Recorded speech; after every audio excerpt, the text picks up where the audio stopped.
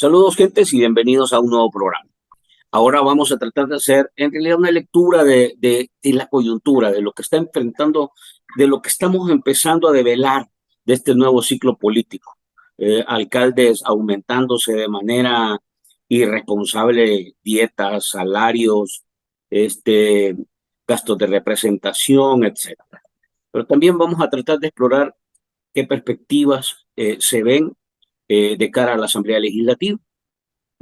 Ya hubo un cierre de ciclo de la gestión anterior y estaba claro que el movimiento que hicieron fue abrir la puerta de la reforma constitucional. Vamos a ver qué más puede venir por parte de esta Asamblea Legislativa.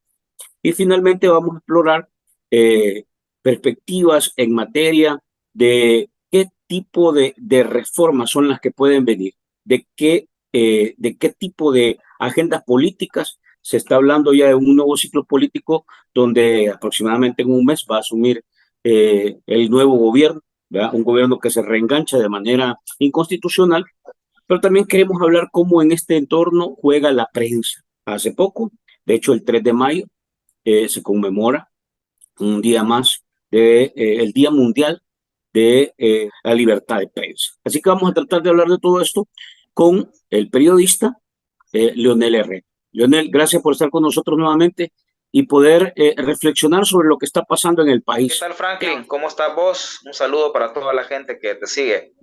Enhorabuena que hablemos de la coyuntura nacional. Siempre es bueno hacer cortes, ¿verdad?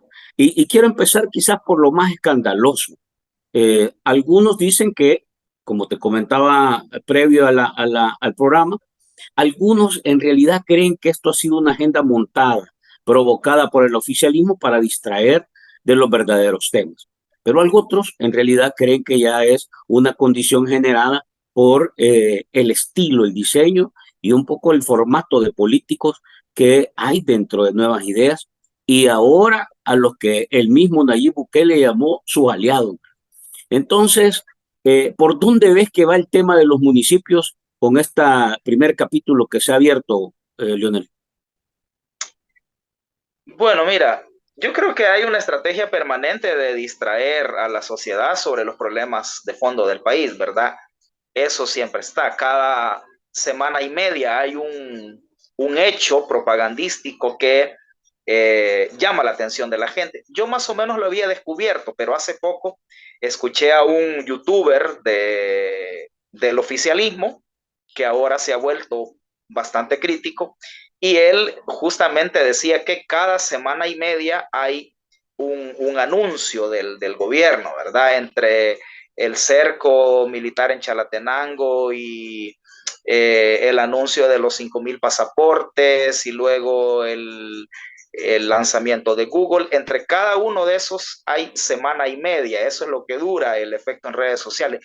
Pero claramente en medio de eso, ¿verdad? También está la agenda real de hechos concretos y la agenda que el oficialismo plantea, ¿verdad? Yo creo que no hay que perder de vista esto. No todo es espectáculo, sino que también en medio de esto hay agenda real del gobierno. Me parece que lo más relevante esta semana fue el cierre de la legislatura saliente y el inicio de la nueva gestión parlamentaria, que se confirmó la intención del gobierno de modificar la constitución, de readecuar el marco normativo constitucional a el nuevo estilo de gobierno autoritario, sin transparencia, sin pesos y contrapesos, sin participación ciudadana, que vamos a tener a partir del 1 de junio. Creo que la sorpresa estuvo en que al final, probablemente por algún cálculo político, el oficialismo no aprobó de una vez todas las reformas constitucionales que tienen agenda, sino que únicamente cambiaron la forma de modificar la constitución para habilitar a la nueva legislatura y que sea esta la que realice la reforma constitucional que pretenden hacer. En medio de eso se da la instalación de los alcaldes y consejos municipales también, ¿verdad? Lo que llamó la atención fue los diversos escándalos por los onerosos salarios que se recetaron algunos alcaldes del oficialismo, aliados del oficialismo. Y lo escandaloso, digamos, se da porque contrasta con las condiciones económicas de la mayoría de la población, ¿verdad? Es obsceno ver a un alcalde recetarse $2,000 de viáticos o uno que se pone $11,000 de salario frente a la inmensa mayoría de la población salvadoreña que sobrevive, ¿verdad? Con salarios insuficientes para cubrir el costo de la vida.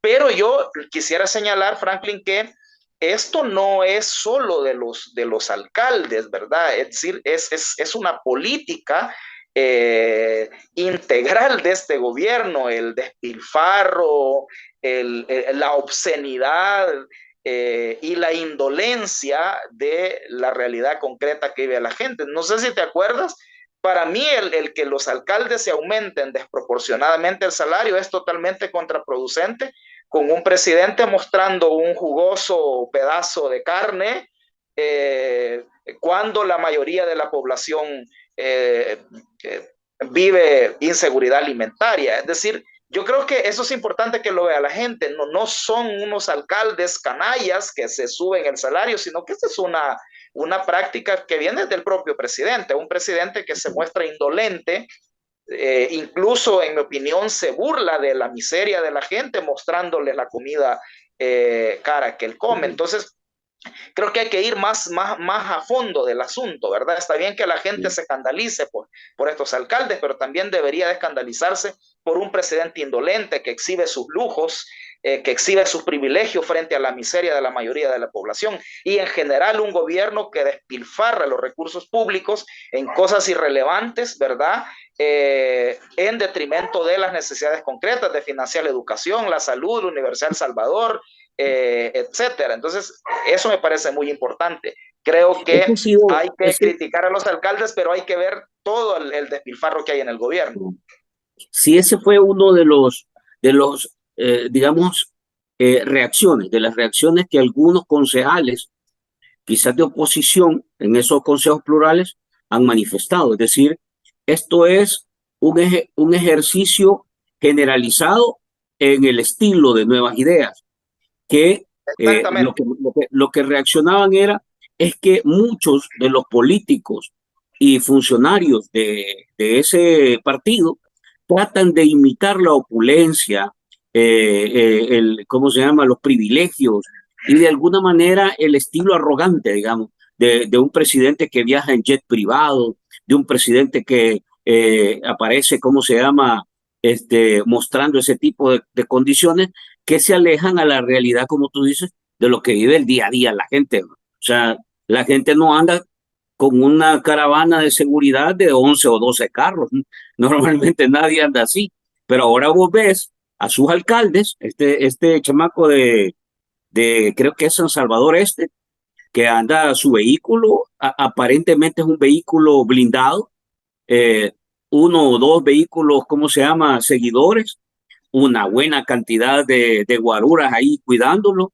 Y después aparece que andaba el maquillista, el fotógrafo, el que le jala o le agarra la maleta. O sea, en realidad estás hablando de que tratan de imitarlo. Es un poco el estilo, pero yo creo que aquí también juega una serie de condiciones que vos ves en la dinámica de esta política, que también hay que decirle que tiene otra característica, Leonel, la doble moral, porque ahora sale de que en realidad se ha vuelto un estilo ya de ellos, decir que donan su salario, que donan su sueldo, que donan aquí, que son ad honorem, pero tal como se descubrió, por ejemplo, en el caso de el secretario jurídico de Nayib Bukele, o sea, él no cobraba la plaza de secretario jurídico, pero estaba contratado en otra plaza, por cierto, más jugosa que esa.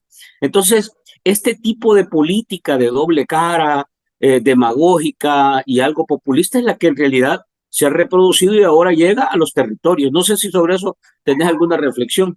Sí, yo creo que es una cultura del oficialismo. Me parece que el despilfarro, el abuso de los recursos públicos, la burla por las condiciones precarias de vida de la gente, el imitar este tipo de vida opulente que es incongruente con la realidad económica del país, es una cultura del oficialismo. Es decir, no es un hecho aislado que un par de alcaldes sinvergüenzas se incrementan el salario, sino que es una cultura proyectada desde la propia figura presidencial, con un presidente que se muestra totalmente opulente, prepotente, ¿verdad? Es contradictorio que un gobierno que se jacte en su populismo de representar a la gente, de estar cercano a la gente, se comporte de esta manera. Para mí es una cultura, es algo institucionalizado del gobierno, del oficialismo, y no es un hecho aislado de un alcalde aprovechado que se incrementó el salario. Ahora, hablando ya de política pública, siempre sobre el tema municipal, para tratar de agotar esto, han aparecido como dos o tres temas que en realidad son más de fondo. Eh, Uno es qué tanta autonomía municipal aún subsiste o sobrevive en el ejercicio local después del el modelo que tenés, un modelo concentrador, autoritario, que básicamente, como dice la palabra, es dictadura, o sea, dicta las cosas que hay que hacer, y ya la autonomía de los municipios prácticamente está anulada, desaparece. Es lo que han planteado algunos concejales, te digo, de la oposición, que han participado en el ejercicio que acaba de cerrar, donde funcionarios del gobierno prácticamente desde CAPRES controlaban las operaciones, qué empresas contratar, a qué empleados despedir y qué otros contratar. Eso es un poco lo que se maneja. Y el segundo elemento, que en realidad, digamos, tiene de alguna manera un sentido, es qué tan preocupante deberían ser las finanzas de los municipios, tomando en cuenta que venir de una crisis de 3 años, donde hay alcaldías que no pagaron salario casi un año, donde encarcelaron a sindicalistas porque exigían que les pagaran los salarios, prestaciones. De hecho, vimos alcaldías que hasta la luz les quitaron, pues, y tuvieron que cerrar. Entonces, y a eso agregarle que tenés municipalidades profundamente, ¿cómo se llama?, hundidas en deudas millonarias. Solo San Salvador, según el último dato que aparecía a nivel de medios, registrado por parte del Ministerio de Hacienda, está hablando de 160 millones más o menos. Entonces, ¿de qué estamos hablando? Porque si hay tanta crisis financiera, ¿por qué termina esto siendo un tema de dinero y de pérdida de autonomía? Sí, bueno, es una doble moral terrible, ¿verdad? Es decir, no ha habido dinero para pagarle a los empleados municipales, o para pagar las deudas de las alcaldías o para cubrir los costes de funcionamiento, pero sí para subir el salario de los alcaldes. Es parte de esta cultura irresponsable de la que estamos hablando. Mira, yo creo que con lo que ha pasado, Franklin, para tocar más fondo en el análisis, en mi opinión, hemos asistido al fin del municipalismo, al fin de la participación ciudadana en lo local, al fin de la promoción del desarrollo de los territorios. En primer lugar, porque el reordenamiento que se hizo no tuvo a la base ningún criterio técnico, ningún criterio relacionado con hacer un uso más adecuado del territorio, con promover proyectos de desarrollo en las comunidades. No ha habido ningún criterio de ese tipo. En segundo lugar, porque claramente respondió a una estrategia política electoral de parte del gobierno, así como la disminución de las diputaciones y el cambio de la fórmula para asignar los curules fue un cálculo electoral, también lo fue la disminución de los municipios. Claramente hicieron un mapeo electoral, ¿verdad? Y lo ves claramente cuando revisas que si no se hubiera hecho este reordenamiento, Nuevas Ideas habría perdido más de 30 alcaldías, ¿verdad? Varios partidos como el FMLN hubieran ganado una cantidad importante de municipios, ¿verdad? Entonces respondió a una estrategia electoral. Y finalmente, porque en tercer lugar me parece que las alcaldías van a ser cajas de resonancia del Ejecutivo, así como la Asamblea es la secretaria jurídica del gobierno. Los municipios también van a ser operadores territoriales del gobierno, en mi opinión. No sé si te llamó la atención a vos declaraciones de un candidato a alcalde, me parece que de Santa Ana, de Nuevas Ideas, alcalde ahora, que dijo que había que repensar las alcaldías y que una de estas nuevas funciones de las alcaldías pudiera ser como prestadores de servicios para el gobierno, o sea, que el gobierno subcontrate a las alcaldías en el territorio. Es decir, eso, además de que refleja una visión privatizadora de la cuestión municipal, porque él dice, porque este alcalde dijo, pueden ser empresas, dijo, las alcaldías que le brinden servicios al Ejecutivo. Entonces, además de la visión privatizadora, ahí hay una visión de que políticamente las alcaldías van a estar en función de los grandes lineamientos del Ejecutivo y no va a haber independencia, no va a haber autonomía. Y si a esto le sumas el que a través de la Dirección de Obras Municipales se van a concentrar todos los recursos y los municipios directamente no tendrán recursos para hacer proyectos, aquí se acabaron las posibilidades de promover el desarrollo local. Comunidades, sobre todo de municipios lejanos, que ya tenían dificultades para poder acceder a proyectos comunitarios, proyectos de desarrollo local, ahora esas posibilidades van a ser todavía mucho más lejanas. Con esto en realidad, fíjate que es bien dramático porque las características del formato, digamos, de un pensamiento autoritario, concentrador, que elimina la pluralidad, que en realidad todo lo que le hace sombra lo anula, se empieza a ver por todos lados y el municipalismo creo que es de los que más se va consolidando. Lastimosamente, creo que el municipalismo había dado algunos pasos, tenía una gran cantidad de falencias que todavía te dejaban enormes dudas de que debería de corregirse, pero a donde estás ahora, en realidad, pareciera, y si esto que tú estás planteando se consolida, estás pensando más en un negocio que en realidad en una institución que atienda los problemas de la comunidad. Y yo creo que ahí de alguna manera se miran.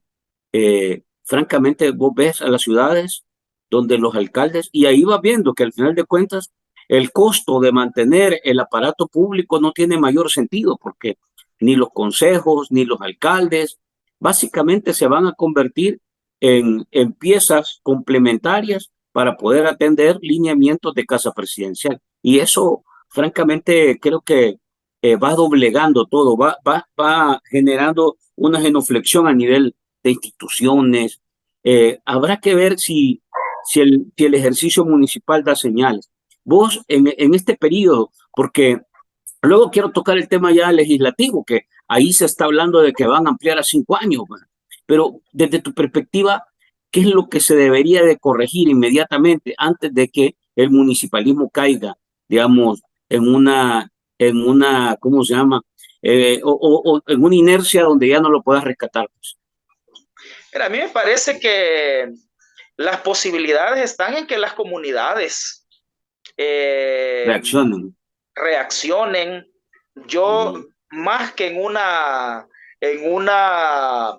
reacción y una movilización nacional frente al autoritarismo que se está instaurando, yo tengo más expectativa de una rebelión comunitaria, fíjate, para llamarle de alguna manera, es decir, que sea la gente en los territorios, en sus localidades, por sus necesidades concretas, más que por una preocupación general por la democracia y por los derechos humanos, la gente reaccione localmente a partir de que no tiene agua, a partir de que no puede pagar el recibo de la luz, a partir de que compra los frijoles y las tortillas más caras, a partir de que no pudo enviar a los niños a la escuela, a partir de que su camino vecinal está deteriorado, a partir de que el río está contaminado.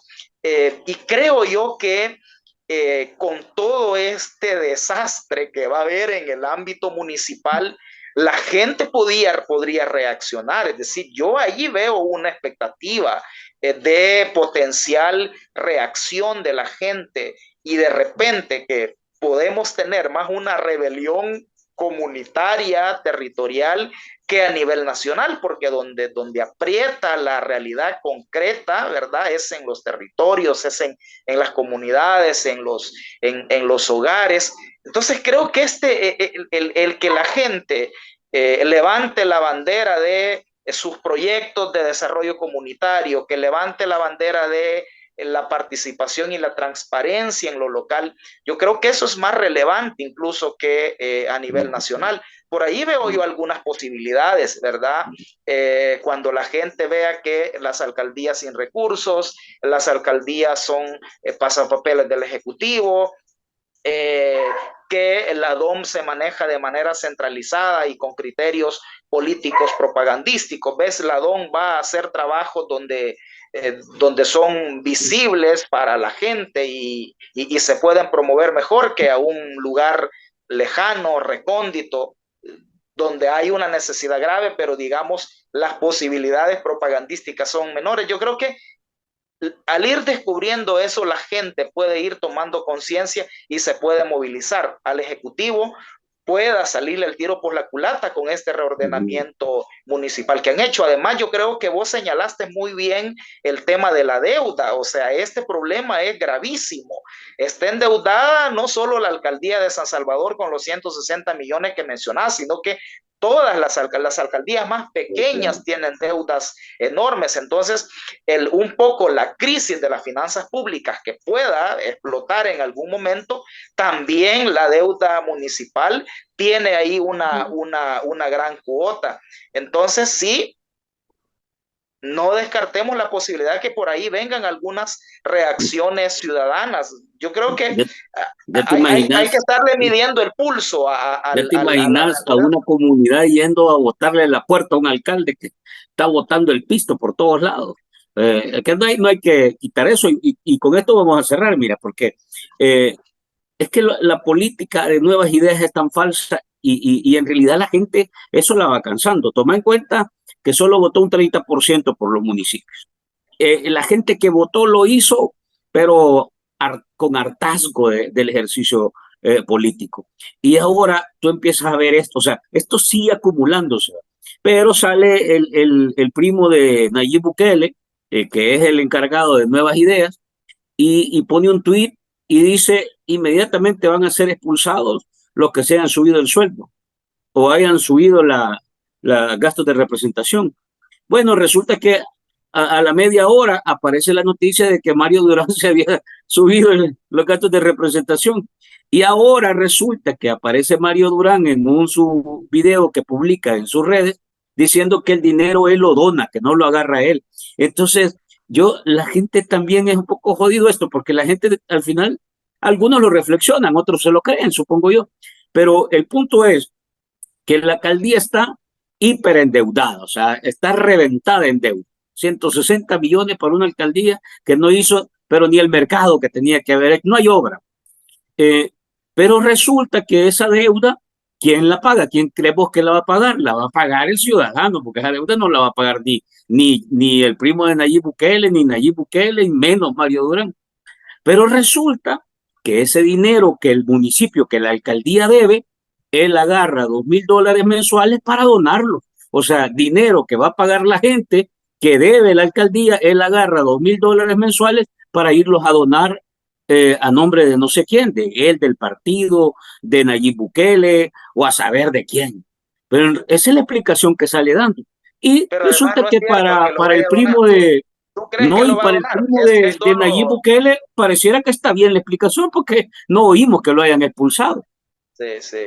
Sí, claro, Mario Durán no va a donar los $2,000. Lo dice para salir al paso de la crítica y que la gente no descubra que hay una contradicción entre el anuncio del presidente del partido de despedir a los que se incrementen y el incremento de Mario Durán. Mira, yo creo, Franklin, que aquí es donde cobra relevancia e importancia el rol de los concejales de oposición que estén en las alcaldías. Ellos tienen la gran tarea de fiscalizar adentro y de denunciar. Ojalá no los vayan a comprar, no se vayan a vender, no se vayan a intimidar y que hagan el rol de denuncia, que sean realmente la voz y los ojos de la ciudadanía. En la medida en que estos concejales ejerzan ese rol fiscalizador y ese rol denunciador, se puede presionar porque se corrijan este tipo de vejaciones, este tipo de mañas de funcionarios inescrupulosos. Creo que ahí es el desafío de los concejales de oposición que van a estar. A mí imagino que si hubiese sido un alcalde de los partidos de oposición, ya hasta el fiscal hubiera ido a abrir un caso ahí.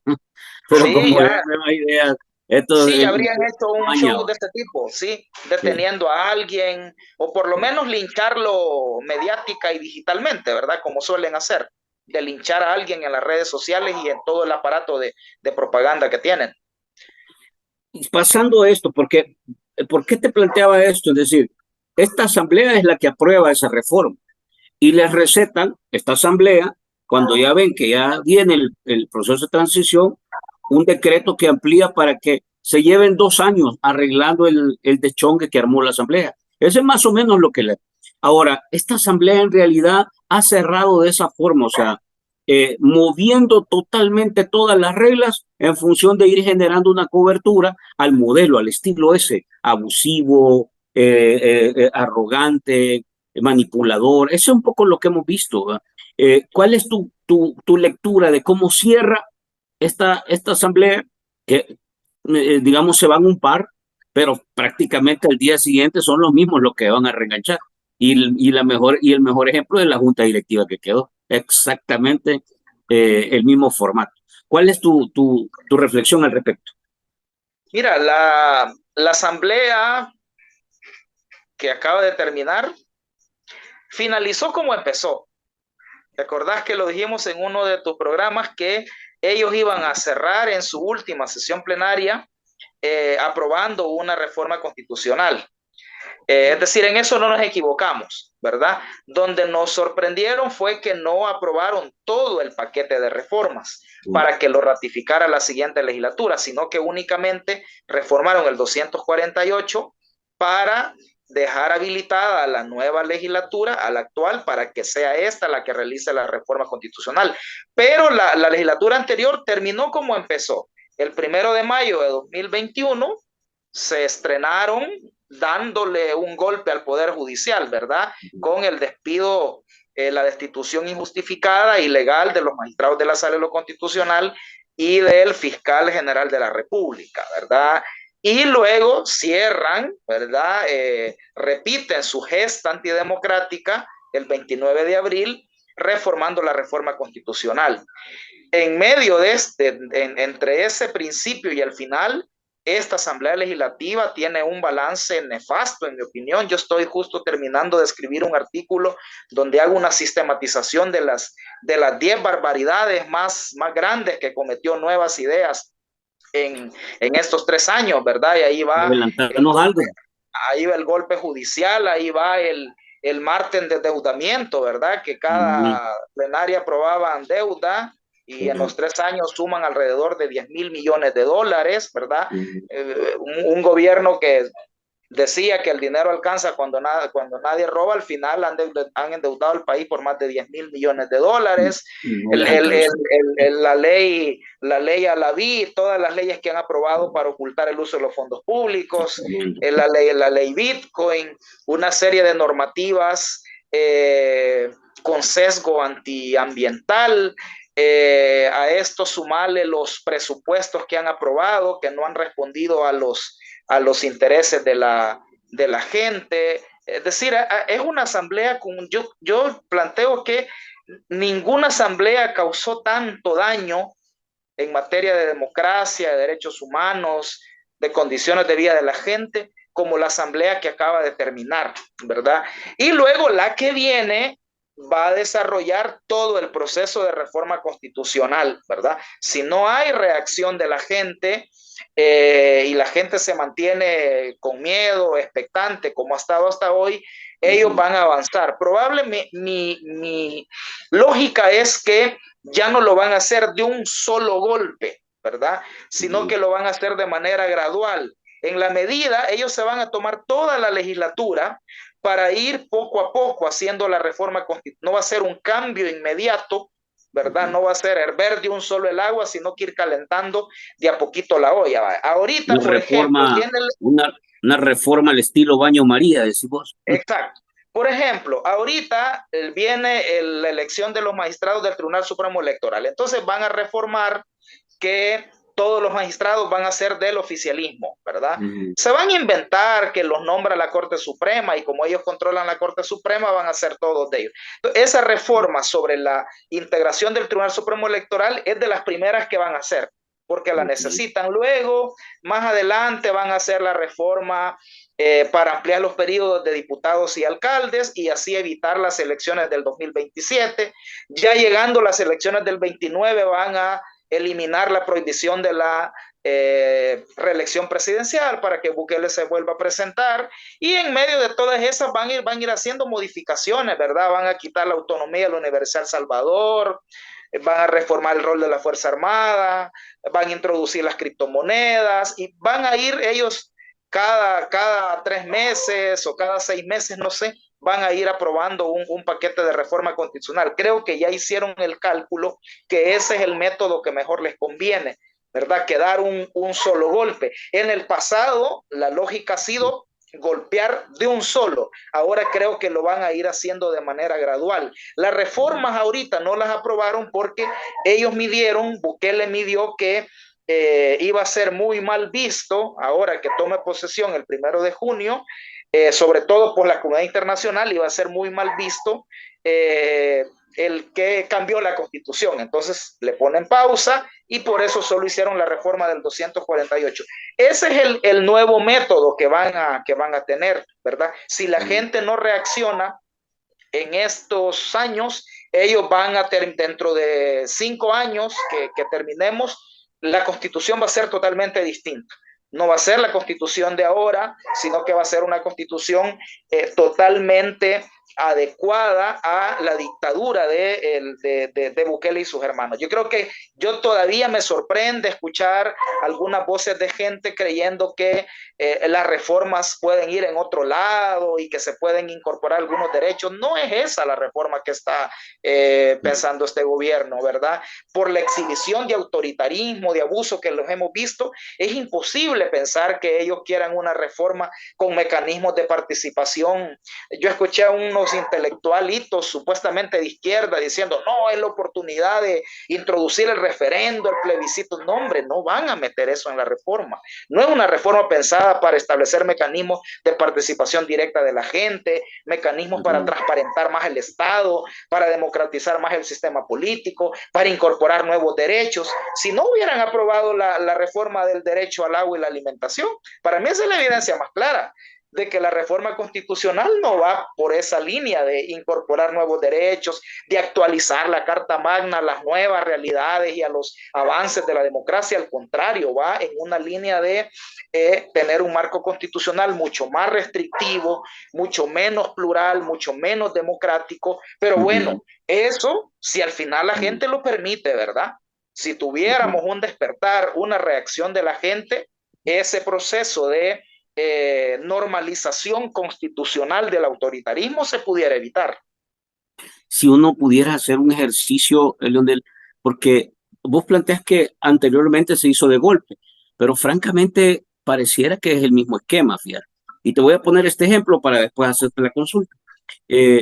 Lo que hizo la Asamblea Legislativa de Bukele en el ciclo previo a la elección, fue quitar una llave nuevamente. Quitó la llave de que ya no se pudieran hacer reformas en el último año previo a la convocatoria de elecciones. La quitó exactamente 2 días o 3 días antes, o quizás el mismo día, no recuerdo. Y si te acuerdas, después empezó a modificar todas las reglas del juego electoral. Metió una fórmula, quitó los diputados, cambió los municipios, modificó el voto en el exterior, incluyó el voto electrónico, o sea, hizo como unas 8 o 10 que básicamente uno lo puede describir como un prefabricado de fraude. Es decir, hizo el fraude en el transcurso de los meses antes del día de la elección. Y cuando ya llegaste, el muñeco estaba armado. Entonces, hizo a cuentagotas. Si vos te fijas, no hizo un solo proceso de cambio en el plano electoral, sino que hizo como 8, 9, no me acuerdo cuántas, pero modificó varias cosas, incluyendo aceptar un candidato inconstitucional, o sea, apuro tuvo, ¿verdad? Pero lo armó. Ahora me parece que porque tú has dicho tres cosas que son importantes, que me parece que son así lo vital ahora. El país ha retrocedido en pluralidad, que me parece a mí producto de esa fórmula que se incorpora, que básicamente anula los pequeños y se concentra en los que tienen mayor volumen. Eh, ha retrocedido en materia de transparencia enormemente, o sea, ahora prácticamente todo se oculta, todo, ¿verdad? Ha retrocedido en confianza y transparencia electoral. Este último proceso electoral te deja asustado, francamente, ¿va? Se Papeletas acabó el sin tribunal. plantar, o sea, una cosa impresionante. Bueno, vimos a Milena Mayorga de observadora y de magistrada y arreglando votos en el exterior, o sea, y nadie hizo nada, ¿verdad? Y luego lo otro que es gravísimo, estos cuatro elementos que te estoy poniendo, que me parece a mí lo más alarmante, es la total anulación de la independencia y funcionamiento institucional. Ahora, yo prácticamente ya no veo una institución que responda a lo que su reglamento, su norma y la ley exige. Ya todas en realidad operan en un esquema de obedecer la orden de Casa Presidencial. Entonces, yo sí lo que veo, no sé si te parece un poco esta lectura, Lina, es que lo que va a venir ahora en la reforma constitucional es a normalizar eso, porque en este momento todo eso que te he planteado es ilegal. O sea, no hay ley que te respalde esa manera de operar política e institucionalmente. Tenés a una presidenta de la Corte de Cuentas que es activista de nuevas ideas, así, claramente, o sea, claramente. Tenés a un fiscal que obedece al pie de la letra la orden del presidente. Entonces, ese tipo de cosas, ahora creo que viene la lógica de normalizarlo y terminar de ajustar algunas de las instituciones que posiblemente, no sé, todavía tengan vestigios de funcionar. Creo que y ahora va entonces a introducirse, desde mi perspectiva, un tema de hiperpresidencialismo, que es anular cualquier sombra que opaque la autoridad impuesta de esta figura que Nuevas Ideas ha venido, como se llama, a consolidar en el país. Entonces yo sí creo que esto se parece, y por aquí voy, a mí sí me parece que esto tiene ya reproducciones que uno ha visto. Y yo, por ejemplo, no, hay muchas cosas que se parecen entre lo que estamos viendo ahora en El Salvador y lo que pasó en Venezuela. Y lo que estamos viendo ahora en El Salvador y algunas señales de lo que vimos en Nicaragua. Entonces, ¿qué tipo de modelo es el que se está más o menos operando desde tu lógica?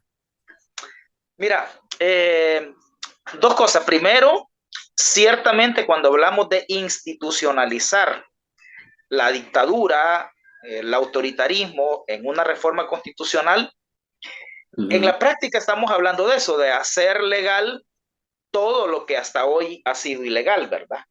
Es decir, la reelección presidencial es ilegal, ahora va a ser legal. El irrespeto a derechos ciudadanos es ilegal, ahora va a ser legal. La falta de separación de poderes es ilegal, bueno, luego va a ser legal, ¿verdad? Que desde el Ejecutivo se controle todo. Entonces, ciertamente estamos hablando de eso. Yo incluso no descarto que en la reforma constitucional se modifiquen cosas vinculadas al régimen de excepción, que Sí. disposiciones del régimen de excepción sean ahora ya institucionalizadas en una reforma. Por ejemplo, pueden poner que puede haber régimen de excepción indefinidos, ¿verdad? Porque así lo han venido haciendo ahora. Además de reformas orientadas, creo yo, es asertivo esto que planteas, en que probablemente una reforma vaya encaminada a fortalecer, a darle más facultades y concentrar más poder en el presidente, ¿verdad? Por ejemplo, podrían darle al presidente facultades para gobernar por decreto, o sea, ya ni siquiera ir a la Asamblea Legislativa para aprobar una ley, que en la presidencia se puede endeudar directamente con préstamos internacionales sin que vayan a la Asamblea, o funcionarios que ahora son electos por la Asamblea que los nombre directamente el presidente, por ejemplo, al fiscal. Incluso una vez Bukele criticando a Estados Unidos dijo, si en Estados Unidos al fiscal lo pone el presidente. Es decir, como quien dice, lo puedo poner yo también aquí. Ahora, el segundo aspecto es a lo que vos estás apuntando y creo yo que ahí deberíamos de generar una discusión. ¿Cuál es el modelo de autoritarismo. Estamos claros en que es un modelo autoritario, es un modelo antidemocrático, falto de transparencia, arbitrario, etcétera. sin participación real de la gente, ¿verdad? Que reivindica en su discurso populista la participación de la gente, pero en realidad no toma en cuenta la opinión de la gente.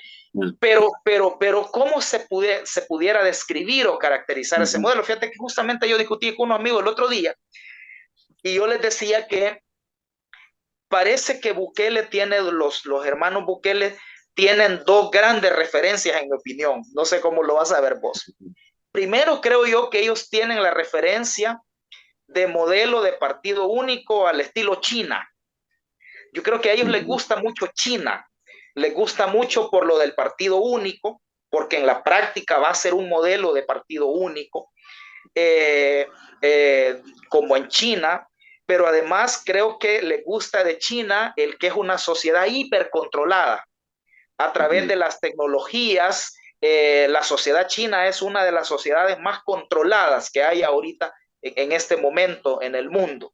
Entonces creo yo que lo de partido único, lo de mantener el control sobre la sociedad, le gusta de China. Y creo que su otro modelo son las monarquías árabes, donde hay un jefe, un jeque árabe que está por encima de todos los poderes. Y existe el poder judicial, el poder legislativo, ¿verdad? Pero están supeditados al poder del monarca, ¿verdad? Entonces yo creo que los Bukele van buscando un híbrido de partido único con monarquía árabe, partido único chino con monarquía árabe, ¿verdad? Creo que lo que no le gusta del modelo chino es que se supone que el Partido Comunista de alguna manera tiene un gobierno colectivo, ¿verdad? Hay un buró central del Partido Comunista y hay instancias, ¿verdad? Del Partido Comunista que toman decisiones. Esa parte no les gusta a ellos. Ahí es donde prefieren mejor lo del El otro jeque árabe, formato. ¿verdad?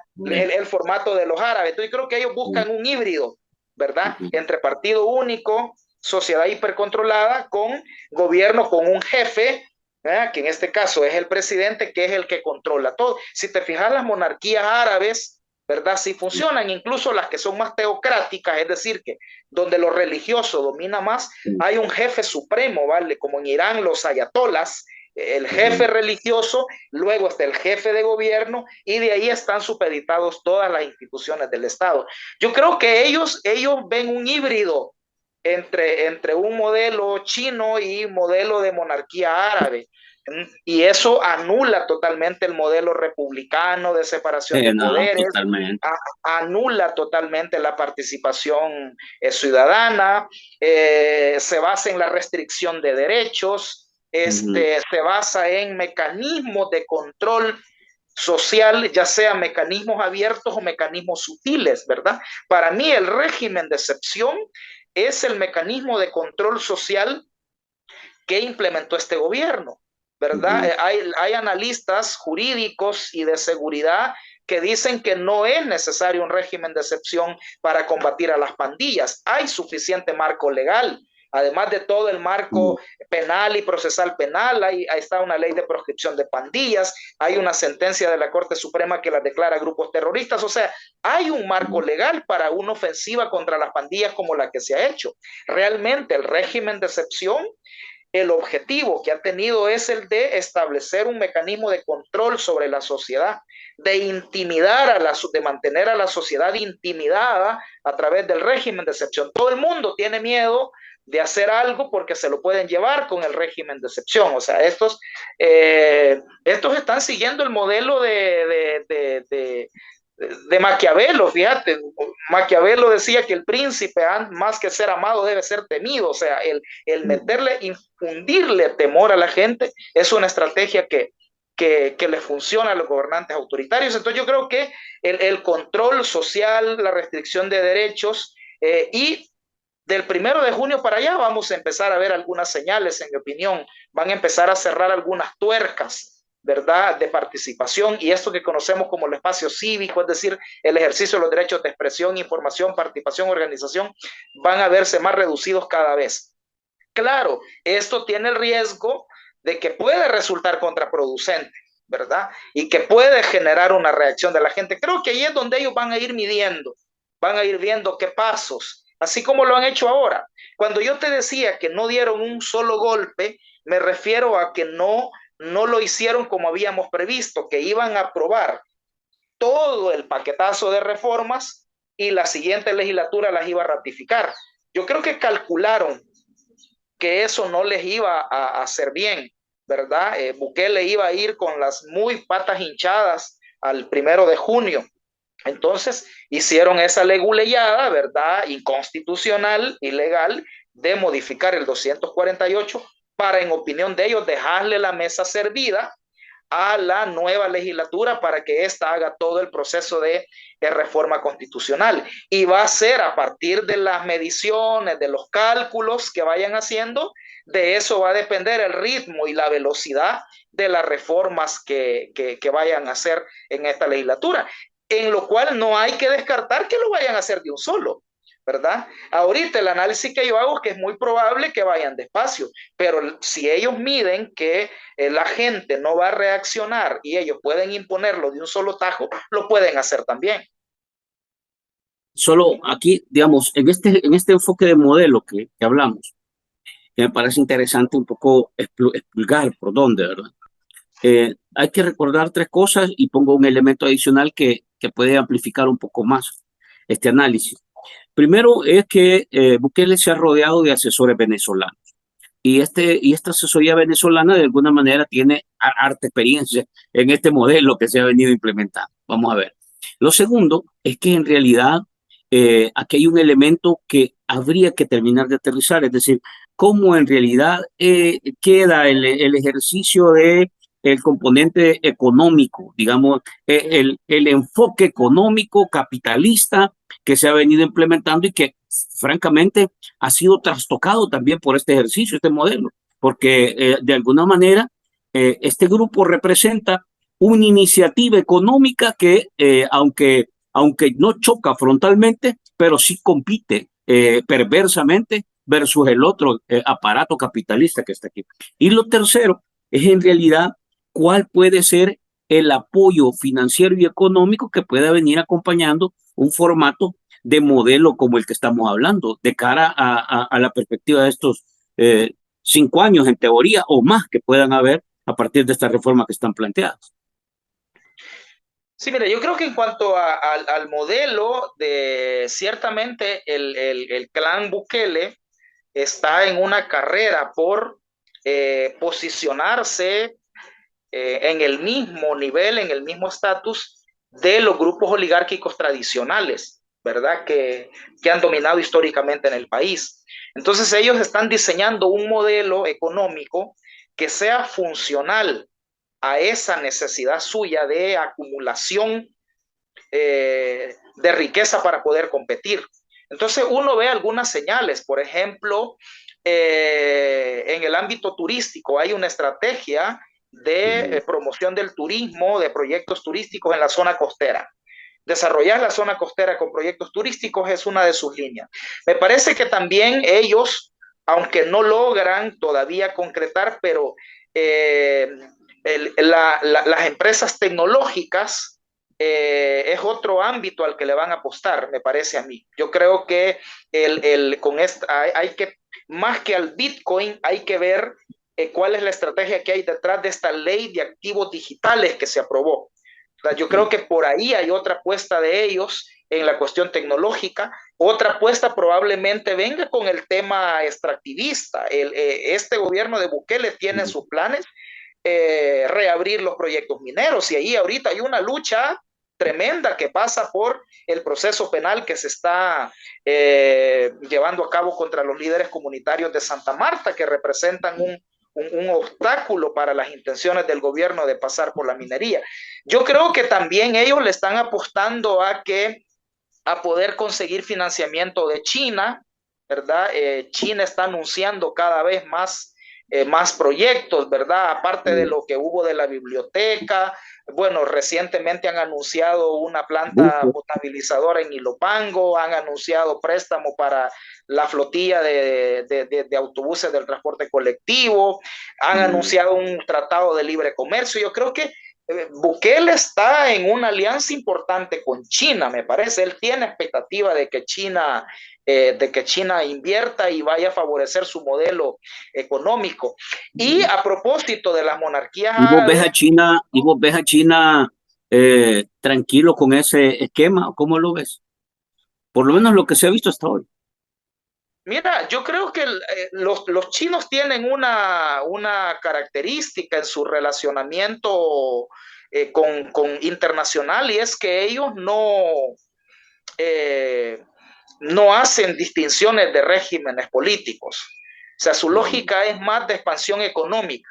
Es decir, a ujú, diferencia de Estados Unidos, que su énfasis es más político, militar, ¿verdad? Estados Unidos busca cambios de régimen, entre sí, comillas, en otros países, busca implantar su democracia, entre comillas, en otros países. Los chinos parece que a ellos les da igual tratar con gobiernos democráticos que tratar con dictaduras, ¿verdad? Y van más por el tema de la ujú, expansión económica que refuerza su perspectiva geopolítica. Es ujú, decir, el hecho de que los chinos no se muestren tan políticos y tan militaristas no quiere decir que no estén centrados en su perspectiva geopolítica. Lo que pasa es que ellos la ujú, refuerzan con el expansionismo económico. Entonces, desde esa perspectiva, China perfectamente puede entenderse con Bukele. Bueno, ¿te acordás las expresiones muy salameras hacia Bukele que dio el embajador chino cuando sí, inauguraron la biblioteca en el centro de San Salvador?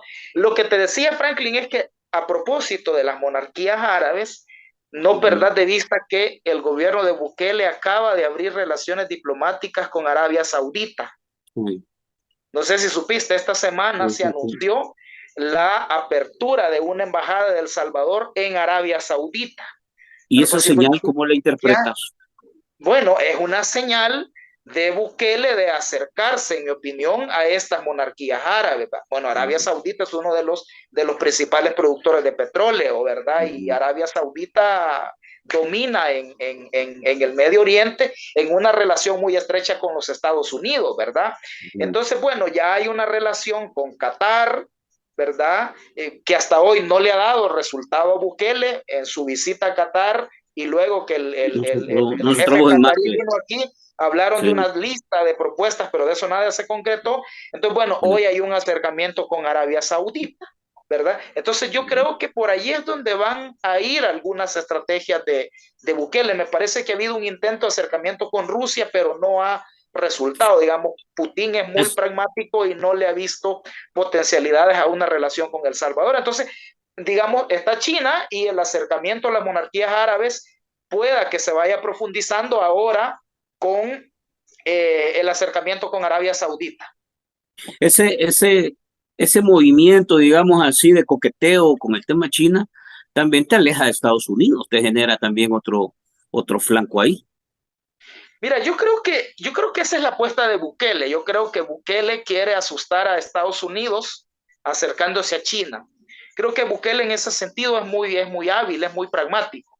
Es decir, Bukele piensa que si se acerca a China, entonces Estados Unidos, para no dejarse desplazar por China, va a tratar también de apoyar y de favorecer a Bukele. Yo creo que ahí Bukele juega muy bien las cartas de la geopolítica. Entonces, acercarse a China va a obligar a Estados Unidos a reaccionar, y creo que la relación de Estados Unidos va a ser decirle, mira, también nosotros te podemos apoyar, te podemos reconocer, también nosotros podemos generar inversiones allá para que no te vayas del todo con China. Probablemente esa sea la estrategia.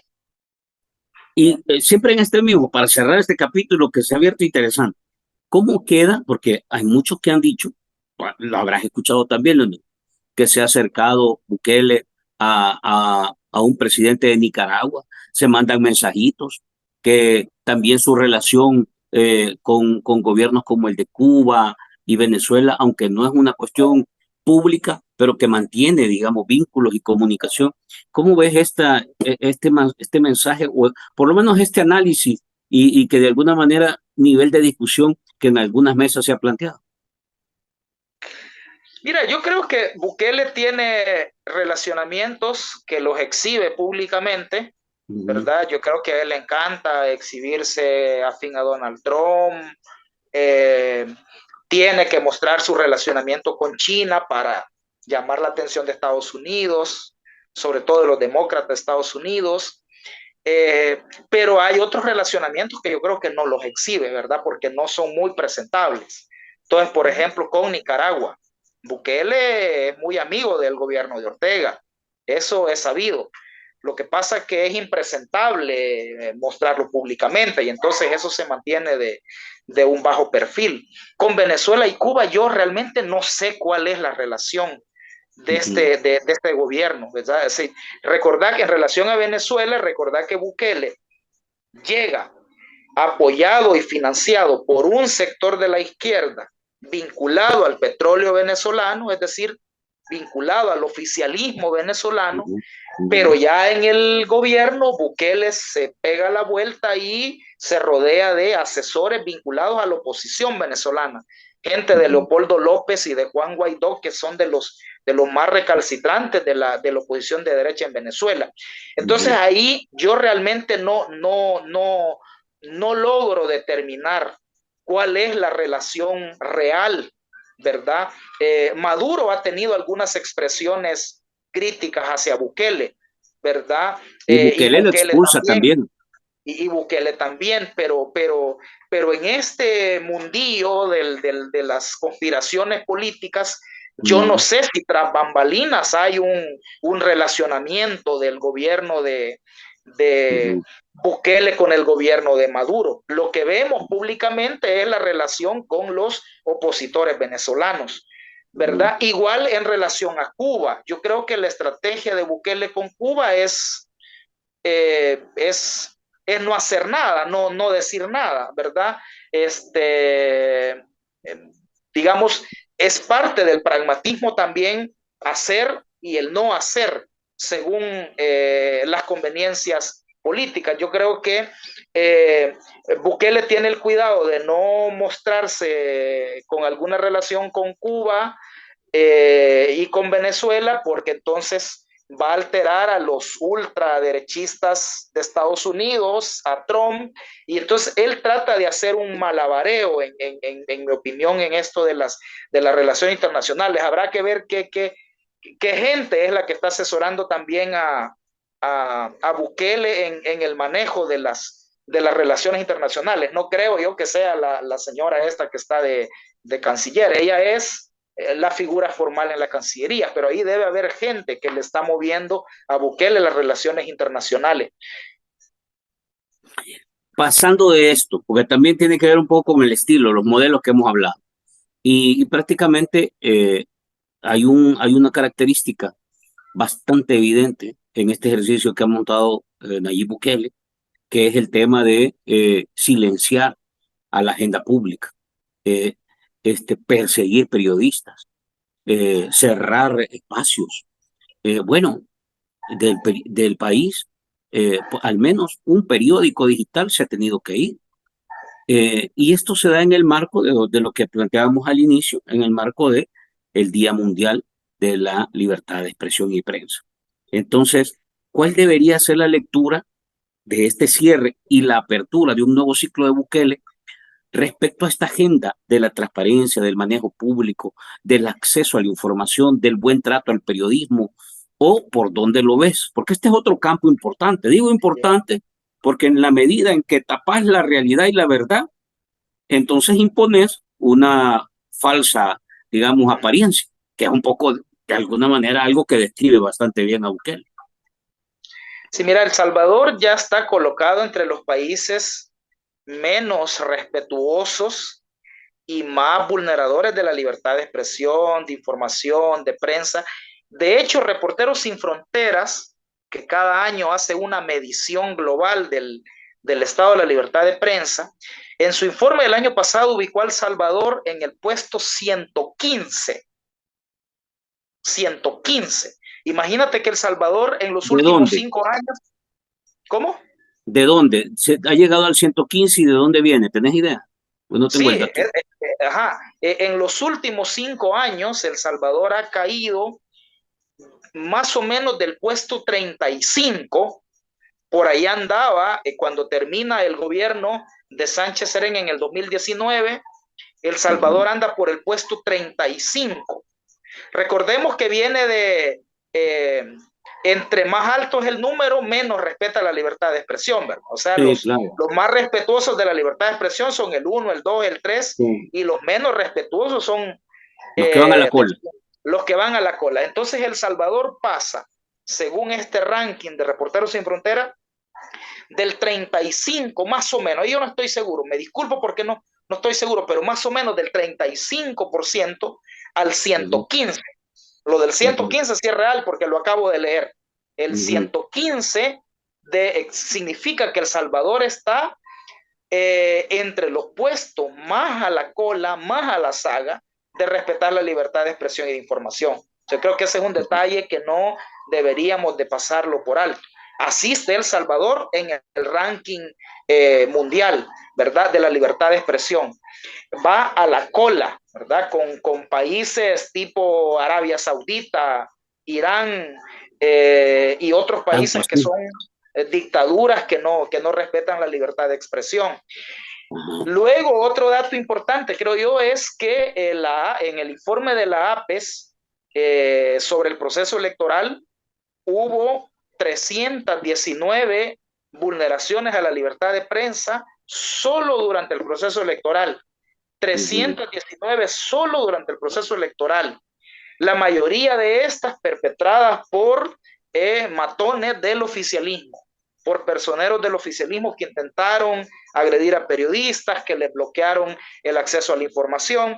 Entonces, yo lo que veo es en esta tendencia de consolidación autoritaria es mayores restricciones. Yo creo que cuando te decía hace un momento de tuercas que van a apretar más, creo que una de ellas tiene que ver con el ejercicio del periodismo, con atacar digitalmente a la gente crítica en redes sociales, estigmatizar a los medios de comunicación que publican información crítica del gobierno, tratar de aplastar al periodismo y a la información real, aplastarla con una estrategia de desinformación, ¿verdad? Yo creo que este aparato omnipresente de propaganda que difunde desinformación van a potenciarlo todavía más, ¿verdad? Van a mantener estas estrategias, por ejemplo, de cooptar medios a través de la pauta publicitaria, le dan pauta a medios que son condescendientes, no le dan a los medios que son críticos. Vos dijiste que hay un medio que se ha ido, pero fíjate que periodistas se han ido varios, periodistas se han ido de varios medios. Conocemos el caso del Faro, que trasladó su sede a Costa Rica, pero hay periodistas de varios medios de comunicación que están fuera, que están los que más posibilidad han tenido están en España, en Estados Unidos, en México, pero hay gente que está en Honduras, hay gente que está en Guatemala, gente que está en Costa Rica. Yo conozco una larga lista de periodistas que ya no están aquí, o gente activa en redes sociales, que son ciudadanos críticos, que también están fuera, ¿verdad? La mayoría están fuera del Salvador. Entonces, esta tendencia yo creo que se va a profundizar, ¿verdad? Ahí va a tocar una mayor cuota de compromiso, de valor para los que nos quedamos aquí. Para cerrar, una reflexión, digamos, porque esto que viene ahorita es como lo que estamos tratando de leer un poco la consolidación y las piezas que se arman de cara a estos 5 años que vienen. Pero desde tu perspectiva y tratando de crear o de ordenar de mejor manera, digamos, ese comportamiento que hemos visto en este diseño de política y de pensamiento que ha impulsado el ejercicio de Bukele, ¿cuáles crees tú que van a ser los 3 ejes que va a montar como su prioridad Bukele en esta segunda etapa que viene? Bueno, primero, adecuar todo el marco normativo del país La Constitución. al nuevo estilo de gobierno. La Constitución y las leyes. La Constitución y las leyes, porque no va a haber leyes que no coincidan con la Constitución. Si hay cambios constitucionales, va a haber un proceso también de rehacer las leyes, de derogar leyes, de modificar leyes, de crear nuevas leyes. Todo ese proceso de adecuar el marco legal me parece que para ellos es una prioridad. Creo que la otra prioridad tiene que ver con consolidar su modelo económico, más o menos este modelo que hemos hablado en los ámbitos que mencionamos, ¿verdad? Sí. El turismo, tecnología, extractivismo, siempre en la lógica neoliberal, en algunos casos con rasgos casi anarcocapitalistas, ¿verdad? El Cada vez más oscuro anarcocapitalismo, el movimiento. ¿verdad? En el anarcocapitalismo, creo que hemos dicho en un programa anterior, tiene que ver con que ya ni siquiera un Estado pequeño como el neoliberalismo, sino que Estado nada, ¿verdad? Por ejemplo, el Bitcoin es una medida narcocapitalista capitalista porque ya no hay Estado nacional, ya no hay ninguna regulación totalmente del Estado. Esto se da en el ámbito meramente especulativo y fuera del mínimo control del Estado. Entonces, creo yo que perfeccionar ese modelo económico va a ser una de sus, la segunda. Y la tercera prioridad, Franklin, yo creo que va a tener que ver con esta especie de normalización de las cosas, yo le llamé en algo que escribí una especie de buquelización de la sociedad. Es decir, ellos eh, van a ir con una serie de estrategias narrativas eh, y de otro tipo, estrategias clientelares, Te a lo voy a, tratar de... te lo voy a Dime. tratar de interpretar de manera sencilla. Es ponerle 3 niveles más al circo. Sí, ¿verdad? Exactamente. Entonces, digamos, yo creo que esos son sus tres grandes objetivos. Adecuar el marco normativo, no solo la Constitución, es que todas las leyes, impulsar su modelo económico y hacer un cambio cultural. Digamos que esta sociedad se asuma con Bukele, con el régimen de Bukele, y que no hay otra alternativa. ¿Verdad? Todos estos discursos de que esta es la verdadera democracia, que estamos con el pueblo, el culto a la personalidad de Bukele, el control absoluto del Estado, los mecanismos de control social, todo esto va a ir orientado a una especie de buquelización de la ¿No, sociedad, no es decir, ves? en el plano cultural y social. Si eso lo van a desarrollar con éxito, bueno, va a depender de la gente, ¿verdad? Yo no estoy diciendo que vaticinando Sí, que se esto va a entiende. ser así y cerrando las alternativas y dando por hecho las cosas. No, no, no. Estamos, digamos, en el análisis tratando de hacer algunas proyecciones, pero al final esto va a ser posible si la gente lo permite. Son escenarios, ¿verdad? ¿Y dónde queda en realidad el principal tema de la gente? El tema económico, el empleo y el costo de la vida. Sí. Yo creo que en su modelo económico, ellos van a ir procurando eh, aliviar o postergar las necesidades de la gente. O sea, yo creo que ellos tienen que ser conscientes de eso, porque si no lo son, ¿va? Si creen que sin resolver el problema del desempleo, del alto costo de la vida, van a tener la estabilidad para impulsar su modelo económico, creo que se equivocan. ¿Verdad? Se equivocan, o sea, ahí sí habría un problema de inteligencia, ¿verdad? Yo lo decía también en un programa, a veces este clan gobernante muestra algunos problemas de inteligencia, yo creo que les empieza a hacer falta a Dagoberto Gutiérrez, ¿verdad? Dagoberto se enfermó y porque Dagoberto es el que los orienta, les dice por dónde deben ir. ¿Crees vos Por ejemplo, que para lo mí escuchan a Dago? ¿Crees vos que para lo escuchan a Dago?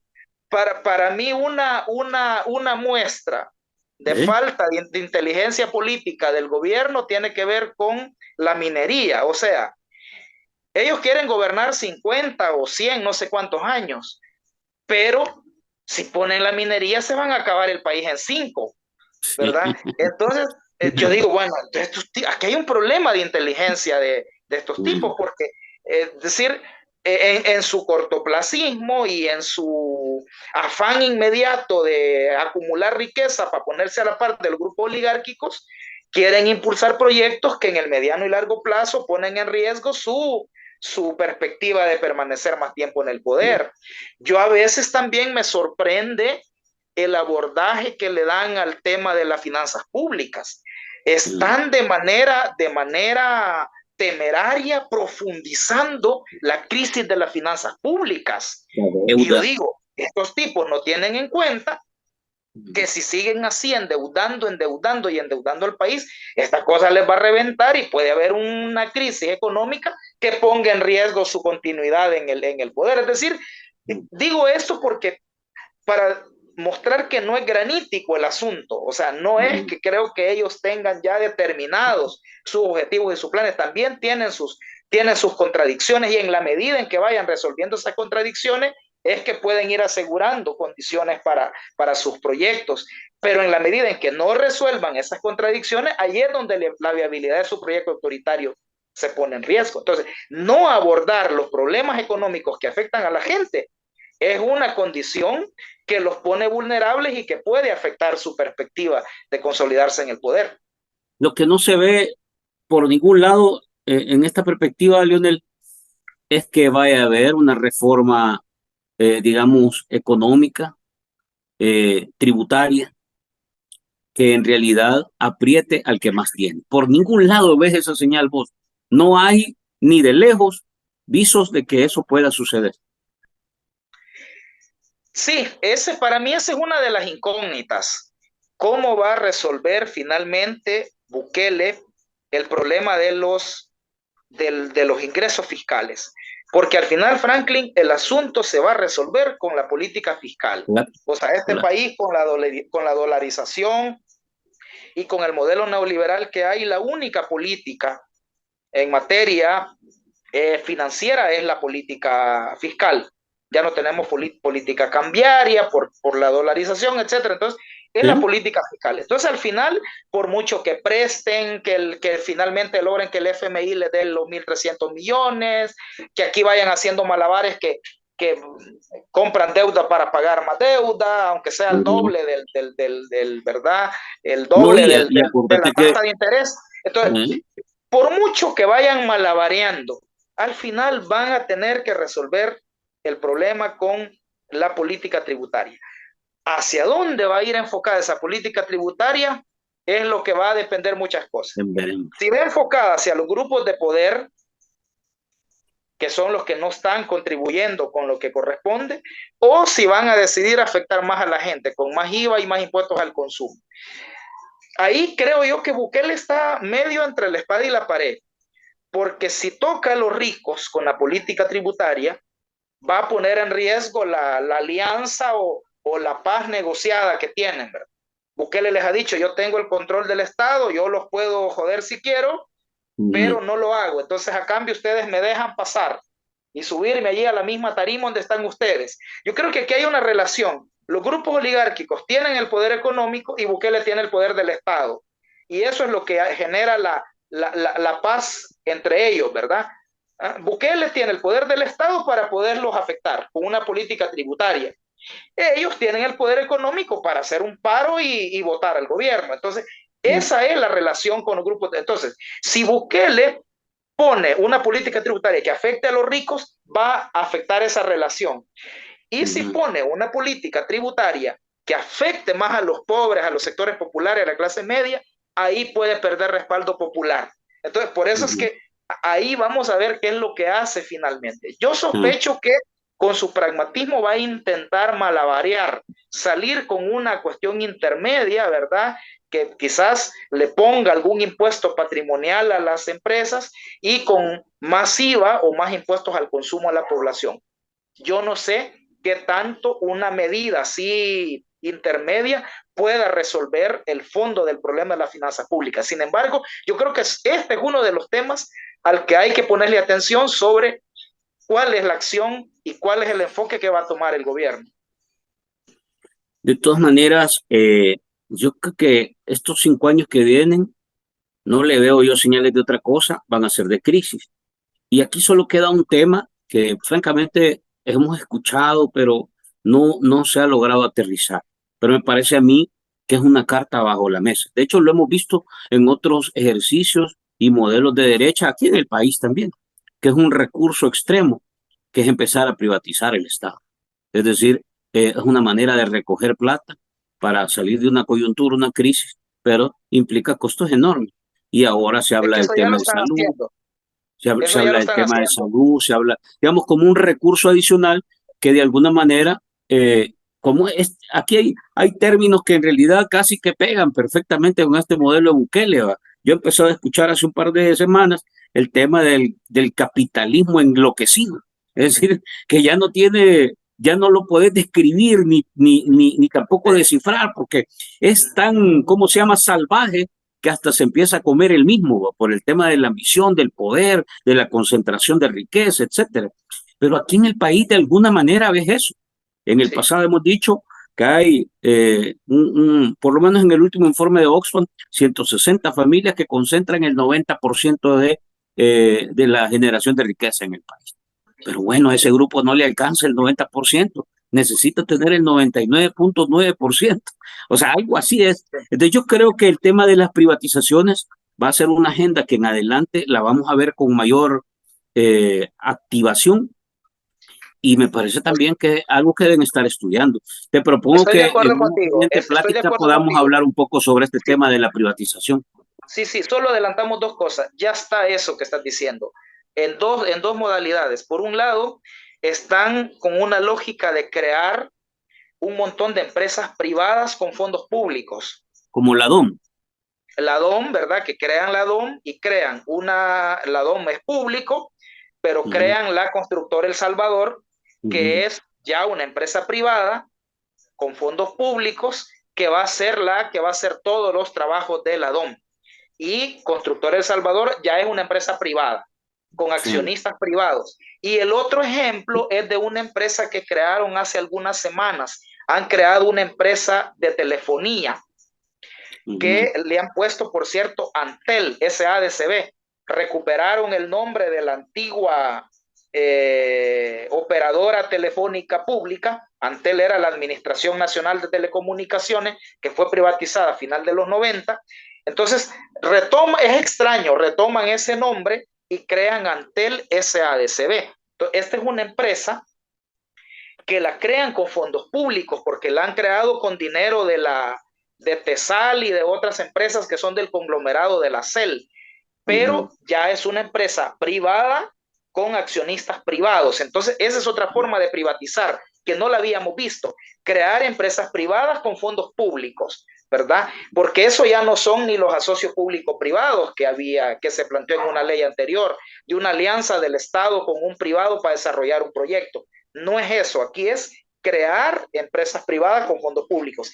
Y la otra modalidad, Franklin, es la vieja estrategia de privatizar activos del Estado. Ya está Pues, en proyecto la privatización del puerto de Acajutla. Anunciaron hace algunos meses la concesión del puerto de Acajutla, probablemente a unas empresas turcas.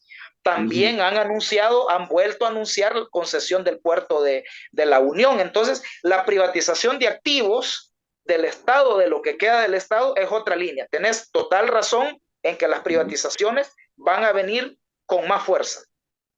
sí, tomando en cuenta que es un cartucho donde recibí plata.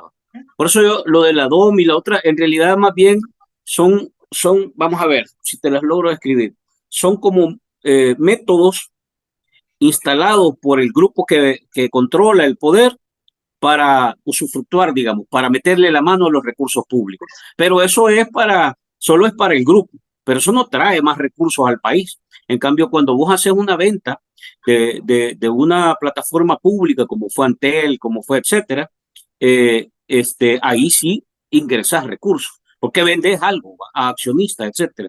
Entonces, posiblemente, no sé, a mí me suena que esa es una alternativa, porque se ha dicho tanta cosa, que iban a encontrar petróleo, que íbamos a hacer, ¿cómo se llama? Energía nuclear, pero también esto es, ¿cómo se llama? Un Cartoon Network, ¿va? Pero ya en la práctica, a mí me parece que esto de las privatizaciones va a ser una agenda.